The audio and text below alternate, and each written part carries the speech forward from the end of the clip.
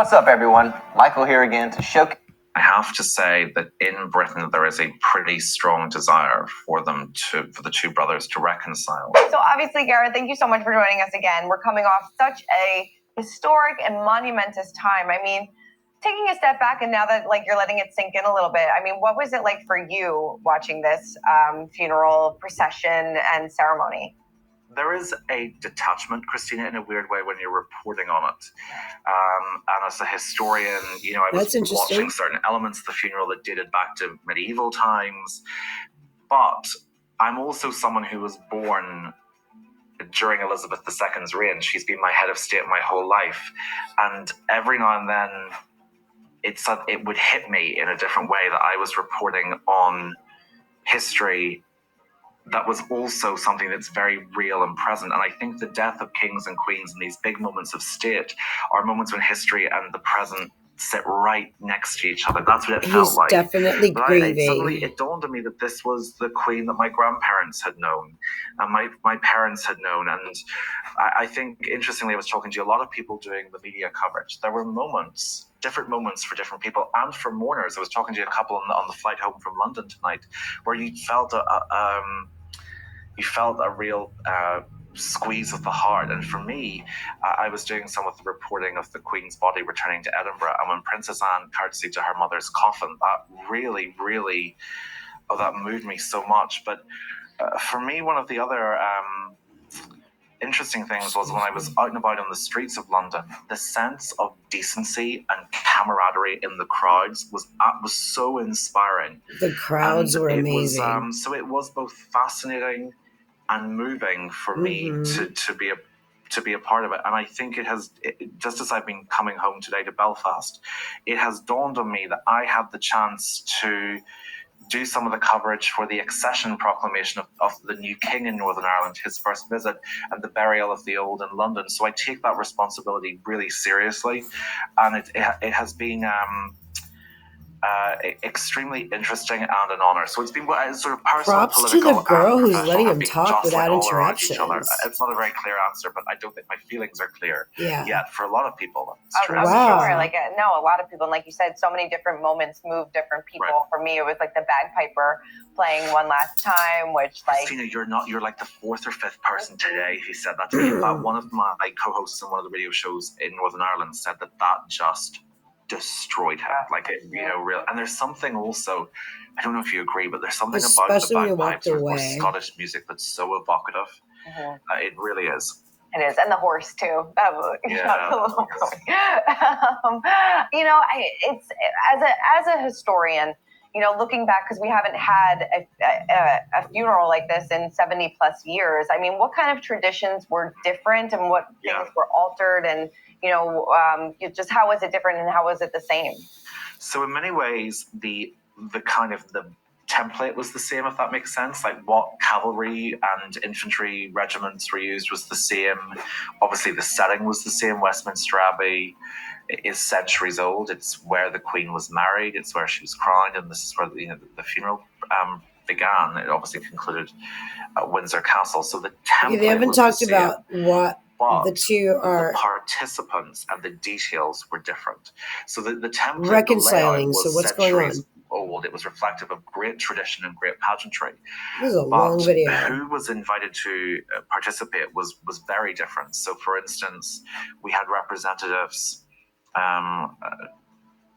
The preacher Shamara Fletcher was involved, and she was the first time that a representative of the Pentecostal and charismatic Christian churches was invited to participate. Before it's only been Episcopalian, Anglican, religious participants.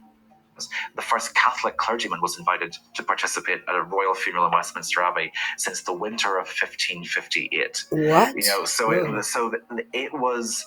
You saw the Free Presbyterian Church for the first time. You saw a lot more inclusivity of non-Christian religions being invited, and there was obviously much more just diversity among the congregation and the mourners as well. So in that sense, That's you were neat. seeing a Britain. The mourners definitely came out in droves. The outline of droves. this funeral reflected many, many years of tradition.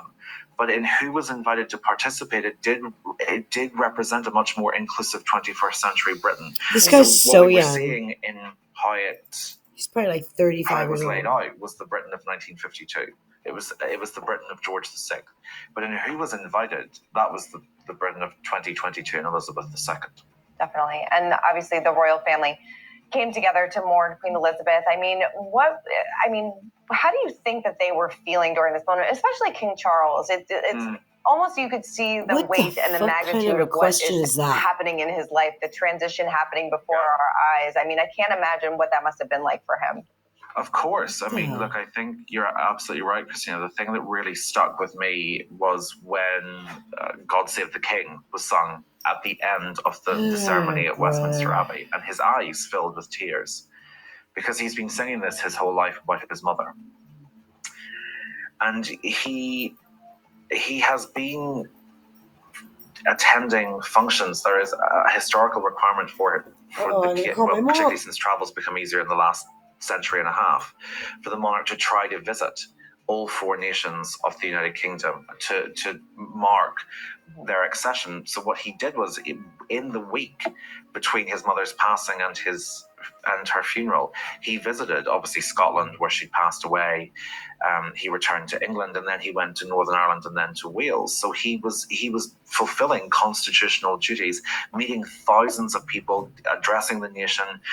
I think this is the time when all the things he was supposed to do as the new king and as her eldest child, that's over now. So I think the end of the funeral, as by the way I think it is for many people, it's the after funerals that there's a weight of grief and shock that settles. So that I think in particular, I can tell he hasn't talked about the really, to me, was very obvious reconciliation that yet. What's going on here? Come on. I think I should have watched Prince this William, video Prince of before I did Wales, the and clip. Prince Harry, Duke of Sussex, both looked absolutely heartbroken at their grandmother's passing. I think that was really obvious, and we saw it on William looked heartbroken. Both Catherine, Princess of Wales, and Meghan, Duchess of Sussex, struggling to hold back tears at the They were so angry. You could tell. So this was a moment where I think you could see they were so angry. From oh my God! Children, a great deal of grief, and from it's hard to hide those anger. who Let me married tell into you. the family,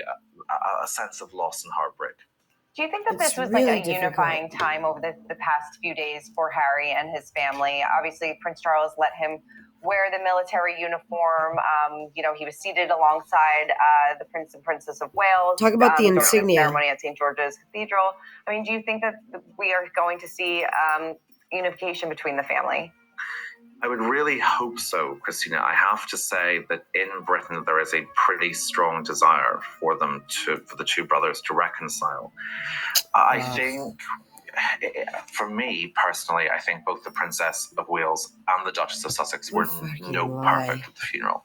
I thought they behaved with impeccable dignity. What the fuck is the title of this? And solemnity, and I hope, and I think both their husbands did too. No. But I think certainly there is an expectation and a hope that this will have brought William and Harry closer together again. That does seem to be broadly what the British public. They fucking lied to us. Okay, so there is no reconciliation in effect or in the near future. Planned, at least. And remember, as